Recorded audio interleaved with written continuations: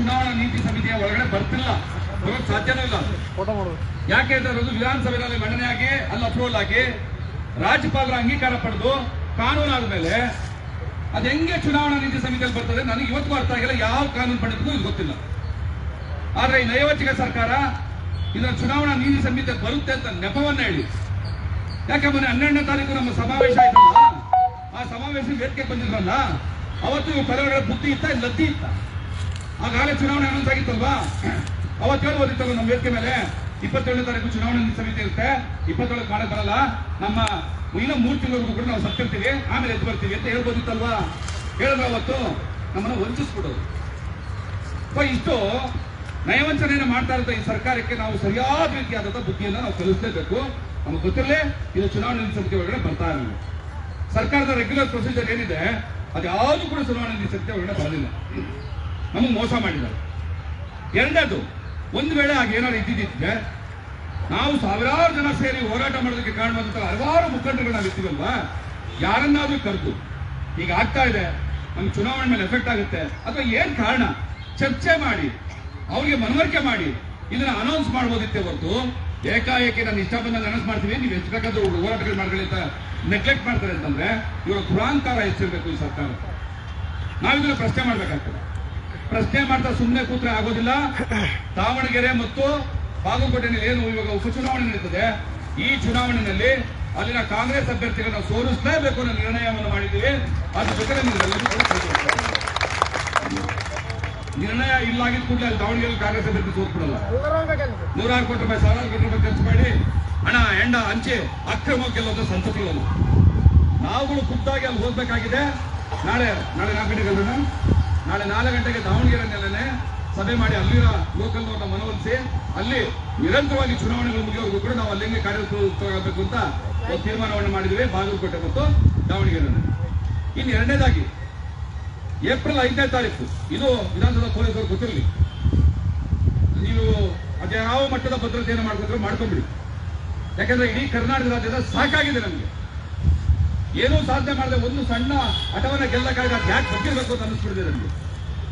April 5ನೇ ತಾರೀಕು ಜಗಜೀವನ್ ರಾಮ್ರವರ ಜಯಂತಿ ದಿವಸ ನಯವಂಚಕ, ದಲಿತ ವಿರೋಧಿ ಅನ್ನೋದಕ್ಕಿಂತ ಮಾದಿಗರ ವಿರೋಧಿ, ಈ ಮಾದಿಗರ ಮನೆ ಹಾಳರು ಬಾಬಾ ಸಾಹೇಬ್ ಅಂಬೇಡ್ಕರ್ ಅವರ ಸ್ಟ್ಯಾಚ್ಯೂವನ್ನಾಗ್ಲಿ ಬಾಬು ಜಗಜೀವನ್ ರಾಮ್ರವರ ಸ್ಟ್ಯಾಚ್ಯೂವನ್ನಾಗ್ಲಿ ಮುಟ್ಟಿ ಮಾಲಾರ್ಪಣೆ ಮಾಡೋದಕ್ಕೆ ನಾವು ಅವಕಾಶ ಕೊಡೋದಿಲ್ಲ.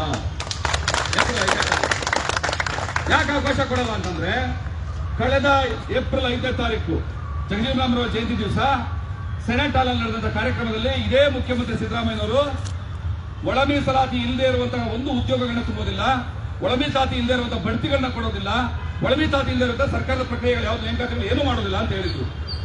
1 ವರ್ಷ ಆಗ್ತಾ ಬಂತು. ಎಷ್ಟು ಬಡ್ತಿಗಳಾಯ್ತು, ಎಷ್ಟು ನೇಮಕಾತಿಗಳಾಯ್ತು.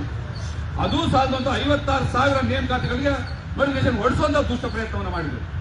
ಅದೇನಾದ್ರೂ ಇವತ್ತು ನಿಂತಿದೆ ಅಂತಂದ್ರೆ ನನ್ನೆಲ್ಲರ ಹೋರಾಟದಿಂದ ಮಾತ್ರ ನಿಂತು, ಅವರಿಂದಾಗಿ ಅಲ್ಲ, ಸರ್ಕಾರದ ಕೃಪಾಭಿಕ್ಷೆ ಅಲ್ಲ. ಈ ಚುನಾವಣೆಗಳಲ್ಲಿ ನಾವು ಇವ್ರನ್ನ ಸೋಲಿಸುವಂತ ಪ್ರಕ್ರಿಯೆಯಲ್ಲಾಗಲಿ ಅಥವಾ ಜಗಜೀವನ್ ರಾಮ್ರವರ ಜಯಂತಿ ದಿವಸ ಏಪ್ರಿಲ್ 5ನೇ ತಾರೀಕು ಮುಖ್ಯಮಂತ್ರಿಗಳು ಮಾಲಾರ್ಪಣೆ ಮಾಡೋದಕ್ಕೆ ಕರ್ನಾಟಕದಾದ್ಯಂತ ಇಡೀ ಜಿಲ್ಲೆಗಳಲ್ಲೆಲ್ಲೂ ಕೂಡ ಮಾದಿಗ ಸಮುದಾಯ ಇವ್ರಿಗೆ ಅವಕಾಶ ಮಾಡಿಕೊಡಲ್ಲ. ಅಂತ ಸಂದರ್ಭದಲ್ಲಿ ನನ್ನ ಮನವಿ, ನಮ್ಮ ಸಮುದಾಯದ ರಾಜಕಾರಣಿಗಳು ದಯಮಾಡಿ ತಾವು ಸುಮ್ಮನೆ ಇರೋದು. ನೀವು ನಮ್ಮ ಈ ಹೋರಾಟದ ವಿರುದ್ಧವಾದಂತಹ ಸ್ಟೇಟ್ಮೆಂಟ್ ಕೊಡುವಂಥದ್ದು ಮತ್ತೊಂದು ದಯವಿಟ್ಟು ಮಾಡಬಾರ್ದು ಅಂತ ಎಲ್ಲರೂ ಕೂಡ ನನ್ನ ಕೈ ಪ್ರಾರ್ಥನೆ ಮಾಡ್ತಾ ಇದ್ದೀನಿ.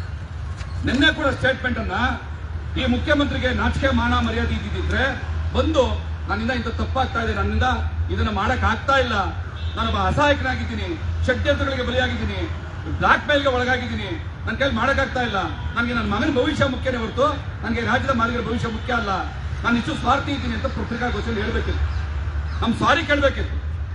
ಆದ್ರೆ ತಾನು ಕಳ್ಳಂತೆ ತಪ್ಪಿಸ್ಕೊಂಡು ಹೋದ್ರು ನಮ್ಮದೇ ಸಮುದಾಯದ ರಾಜಕಾರಣಿಗಳ ಮೂಲಕ ಇನ್ನು 3 ತಿಂಗಳು ಕಾಯ್ದೆ ಅಥವಾ 4 ತಿಂಗಳು ಕಾಯ್ದೆ ಅನ್ನೋ ಸ್ಟೇಟ್ಮೆಂಟ್ ಅನ್ನು ಕೊಡ್ತಾ ಇದ್ದಾರೆ. ನಾನು ಈಗಲೂ ಕೂಡ ನಮ್ಮ ಸಮುದಾಯದ ರಾಜಕಾರಣಿಗಳಿಗೆ ಕೈ ಮುಗಿದು ಪ್ರಾರ್ಥನೆ ಮಾಡೋದು, ದಯವಿಟ್ಟು ಚುನಾವಣೆ ಸಂದರ್ಭದಲ್ಲೂ ಕೂಡ ನಮ್ಮ ಈ ಸಮುದಾಯದ ನಿರ್ಣಯದ ವಿರುದ್ಧವಾಗಿ ನೀವು ಪ್ರಚಾರಕ್ಕೆ ಬರಬೇಡಿ. ಸಮುದಾಯದ 40 ಲಕ್ಷ ಜನರ ಒಂದು ಆತ್ಮಗೌರವವನ್ನು ದಯವಿಟ್ಟು ನೀವು ಕಾಪಾಡಿ, ಅದನ್ನು ಗೌರವಿಸಿ. ಹಾಗೆ ಏಪ್ರಿಲ್ ಆಗಲಿ 5ನೇ ತಾರೀಕಾಗಲಿ 14ನೇ ತಾರೀಕು ಏನು ನಾವು ಅಂಬೇಡ್ಕರ್ ಜಯಂತಿ ಆಗಲಿ ಜಗಜೀವನ್ ಜಯಂತಿ ಆಗಲಿ ಸರ್ಕಾರವನ್ನ ಮಾಡೋಕೆ ಅವಕಾಶ ಕೊಡದೆ ನಾವು ಮಾಡ್ತೀವಲ್ಲ, ನಮ್ಮ ಜೊತೆ ಬೆಂಬಲವಾಗಿ ಇರಬೇಕು ಅಂತ ತಮ್ಮೆಲ್ಲರೂ ಕೂಡ ನಾವು ಕೇಳ್ಕೊಳ್ಳಾಗ್ತಾ ಇದ್ದೀವಿ. ಇದ್ರ ಜೊತೆನಲ್ಲಿ ಅಲ್ಲಿ ನಿರ್ಣಯದಲ್ಲಿ ಇದು ಮಾಡಲಿಲ್ಲ, ಬಟ್ ನನ್ನ ವೈಯಕ್ತಿಕ ಅಭಿಪ್ರಾಯ, ಇವತ್ತಿಂದ ಆಚೆಗೆ ಕರ್ನಾಟಕ ರಾಜ್ಯದಾದ್ಯಂತ ನಾವು ಮಾದಿಗರು ನಿಜವಾಗ್ಲೂ ಬದುಕಿರುವುದೇ ನಿಜವಾಗಿದ್ರೆ, ನಮ್ಮ ಮಕ್ಕಳ ಭವಿಷ್ಯ ನಮಗೆ ಮುಖ್ಯವಾಗಿದ್ರೆ, ನಾವು ಈ ಹೋರಾಟದಲ್ಲಿ ನ್ಯಾಯವನ್ನು ಪಡೆದೇ ತಿರ್ತೀವಿ ಅನ್ನೋದು ಅಚಲವಾದಂತ ನಂಬಿಕೆ ನಮ್ಮಲ್ಲಿದ್ರೆ, ಇವತ್ತಿಂದ ಆಚೆಗೆ ಮುಖ್ಯಮಂತ್ರಿ ಸಿದ್ದರಾಮಯ್ಯ ಯಾವುದೇ ಜಿಲ್ಲೆಗೆ ಬಂದರೂ ಕೂಡ ಆತ ನೆಮ್ಮದಿಯಾಗಿ ನಮ್ಮ ವಿರೋಧವನ್ನ ಎದುರಿಸದೆ ವಾಪಸ್ ಬರೋದಕ್ಕೆ ನೀವು ಯಾರು ಕೂಡ ಅವಕಾಶ ಮಾಡ್ಕೊಳ್ತಾರೆ. ಯಾವುದೇ ಜಿಲ್ಲೆ ಆಗಿ ನಮ್ಮ ಯಾವುದೇ ಹೋರಾಟಗಾರರು ಇನ್ನು ಮುಂದೆ ಮುಖ್ಯಮಂತ್ರಿಗಳನ್ನ ತಡೆಯೋದು ಇನ್ನೊಂದು ತಡೆಯೋದು ಮಾಡಬೇಡಿ ಅನ್ನುವಂಥ ಮಾತನ್ನ ಖಂಡಿತವಾಗಿ ಹೇಳಕ್ ಸಾಧ್ಯ ಇಲ್ಲ, ಹೇಳಲ್ಲ. ಎಲ್ಲರೂ ಸಾಕಾಗಿದೆ, ರೋಸೋಗಿದ್ದಾರೆ.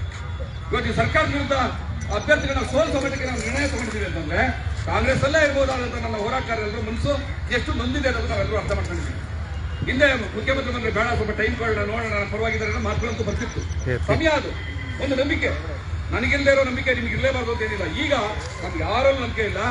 ಈ ರಾಜ್ಯದ ಯಾವುದೇ ಮೂಲೆಗೆ ಸಿದ್ದರಾಮಯ್ಯನವರು ಬಂದರೂ ಕೂಡ ಅವರು ನೆಮ್ಮದಿಯಾಗಿ ನಮ್ಮ ವಿರೋಧವನ್ನ, ನಮ್ಮ ತುಪ್ಪುಗಾಟ ಪ್ರದರ್ಶನವನ್ನು ವೀಕ್ಷಿಸದೆ ಆಚೆ ಬರಬಾರ್ದು.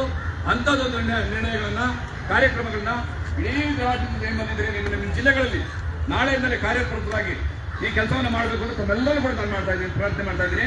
ಇನ್ನು ನಾವು ಸಮಾವೇಶ ಮಾಡೋದು, ಭಾಷಣ ಮಾಡೋದು, ಈ ಮುಖ್ಯಮಂತ್ರಿಗಳನ್ನ ಕರ್ಸ್ಕೊಳ್ಳೋದು ವೇದಿಕೆಗೆ ಏನೋ ಪ್ರಯೋಜನ ಇಲ್ಲ. ರಾಜಕೀಯವಾಗಿ ನಿಮಗೆ ನಾವು ಥ್ರೆಟ್ ಅಂತ ಹೇಳುವವರೆಗೂ ಕೂಡ ಇವರು ಬುದ್ಧಿ ಕಲಿಯಲ್ಲ. ಮಾದಿಗರ ಎದುರಾಕೊಂಡಂತ ಯಾವುದೇ ಸರ್ಕಾರ ಉಳಿಯೋಕೆ ಆಗಲ್ಲ ಅನ್ನೋ ಗಟ್ಟಿ ನಿರ್ಧಾರವನ್ನು ಮಾಡಿದ್ರೆ ಮಾತ್ರ ನಾವು ಗೆದ್ದಿದ್ದೀವಿ ಅಂತ. ಇಲ್ಲದೆ ಹೋದ್ರೆ ಯಾರ ಖಾಲಿ ಪೀಳಿಗಳೆಲ್ಲ ನಮ್ಮ ವಿರುದ್ಧ ಸ್ಟೇಟ್ಮೆಂಟ್ ಕೊಡ್ತಾರೆ, ಸುಳ್ಳು ಮಾಹಿತಿಗಳನ್ನ ಕೊಡ್ತಾರೆ, ಸರ್ಕಾರದ ಕಾಯ್ದೆ ಕಾನೂನುಗಳನ್ನೇ ತಿರುಚಿ ಹೇಳ್ತಾರೆ. 1901ನೇ ಇಸ್ವಿಲಿ ಇದ್ದಂತಹ ಮಾದಿಗರ ಪಾಪ್ಯುಲೇಷನ್ ಮೈಸೂರ್ದು ಇಡೀ ಕರ್ನಾಟಕಕ್ಕೆ ಅಂತ ಅನ್ವಯಿಸಿ ಮಾತಾಡುವಂತಹ ಅಯೋಗ್ಯ ಸರ್ಕಾರಿ ಅಧಿಕಾರಿಗಳು ಸಾರ್ವಜನಿಕರ ವೇದಿಕೆಯಲ್ಲಿ ಮಾತಾಡ್ತಾರೆ. ಈ ಸರ್ಕಾರದ ಕಾರ್ಯದರ್ಶಿಗಳು ಏನ್ ಮಾಡ್ತಾ ಇದ್ದಾರೆ ಅಂತ ಗೊತ್ತಿಲ್ಲ. ಅದ್ರ ಮೇಲೆ ಒಂದು ಕ್ರಮ ತಗೊಳ್ತಾರೆ. ಒಬ್ಬ ಸ್ಕೂಲ್ ಟೀಚರ್, ಸಾಧಾರಣ ಸ್ಕೂಲ್ ಟೀಚರ್, ಏನೋ ಒಂದು ಕೋಪಕ್ಕೆ ವಾಟ್ಸ್ಆಪ್ ಗ್ರೂಪ್ ಅಲ್ಲಿ ಒಂದು ಸಣ್ಣ ಮೆಸೇಜ್ ಹಾಕಿದ್ಕೆ ಹುಣಸೂರಿನಲ್ಲಿ ಸಸ್ಪೆಂಡ್ ಮಾಡೋದು. ಆದ್ರೆ ಈ ಅವಿವೇಕ ಅಯೋಗ್ಯರನ್ನ ಯಾರು ಕೂಡ ಬಿಡ್ತಾ ಇಲ್ಲ. ಇದು ನಮ್ಮ ಸೋಲು ಅಂತ ಅನ್ಕೋಬೇಕಾ, ಅಥವಾ ಸರ್ಕಾರ ನಿರ್ಲಕ್ಷ್ಯತೆ ಅನ್ಕೋಬೇಕಾ, ಅಥವಾ ನಿಮ್ಮ ಪಾರ್ಶಾಲಿಟಿ ಅಂತ ತಿಳ್ಕೋಬೇಕಾ? ಸೊ ನಾವೀಗ ಮುಖ್ಯ ಕಾರ್ಯದರ್ಶಿಗಳು, ಸರ್ಕಾರ ಮುಖ್ಯ ಕಾರ್ಯದರ್ಶಿಗಳು ಕೂಡ ನಮ್ಮ ಟೀಮು ಇವತ್ತು ನಾಳೆ ಯಾವತ್ತೋ ಟೈಮ್ ಮಾಡಿಕೊಂಡು ಆಗ್ರಹಿಸಬೇಕು. ಚಂದ್ರಶೇಖರ್ ಏನ್ ಸ್ಟೇಟ್ಮೆಂಟ್ ಕೊಡ್ತಾ ಇದ್ದಾರೆ ಸರ್ಕಾರಿ ನೌಕರರ ಅಧ್ಯಕ್ಷನಾಗಿ, ಆತ ಹೇಳುವಂಥದ್ದು, ನಾಗಮೋಹನ್ ದಾಸ್ ನೀನೇನು ಹೊಟ್ಟೆಗೆ ಅನ್ನ ತಿಂದೆ, ಏನ್ ತಿಂತೆ ಅಂತ ಪಬ್ಲಿಕ್ ಅಲ್ಲಿ ಒಬ್ಬ ಸರ್ಕಾರಿ ನೌಕರ ಮಾತಾಡ್ತಾನೆ. ಈ ಸರ್ಕಾರದ ನಮ್ಮ ಮೇಲೆ ಏನು ಕ್ರಮ ಮಾತಾಡ್ತಾರೆ? ಏನು ಮಾನಗೇಡಿ ಸರ್ಕಾರ ಹೋಯ್ತು ನಮ್ಗೊಂದು ಗೊತ್ತಿಲ್ಲ. ಮಾದಿಗರಿಗಾದ್ರೂ ಒಂದೇ, ಇನ್ನೊಬ್ಬರಿಗಾದ್ರೂ ಒಂದೇ ಅಂತ ಮಾಡಲ್ಪಟ್ಟಿದೆ. ಹಾಗಾಗಿ ಈ ಹೋರಾಟದ ದಿಕ್ಕಲ್ಲಿ ನಾವು ಇನ್ನೆಚ್ಚು ಭಾಷಣಗಳಲ್ಲ, ಹೆಚ್ಚೆಚ್ಚು ಕಾರ್ಯಪ್ರವೃತ್ತರಾಗಬೇಕು. ಈ ಸರ್ಕಾರಕ್ಕೆ ನಾವು ಥ್ರೆಟ್ ಅನ್ನೋದನ್ನ ತೋರಿಸ್ಕೊಡ್ಲೇಬೇಕು. ಈ ನಿಟ್ಟಿನಲ್ಲಿ ನೀವೆಲ್ಲರೂ ಕೂಡ ಇನ್ನು ಮುಂದೆ ಕಾರ್ಯಪ್ರವೃತ್ತರಾಗಬೇಕು ಅಂತ ನಾವೆಲ್ಲರೂ ಕೂಡ ಕೇಳ್ಕೊತಾ ಇದ್ದೀವಿ. ಜೈ ಭೀಮ್, ಜೈ ಮಾದಿಗ.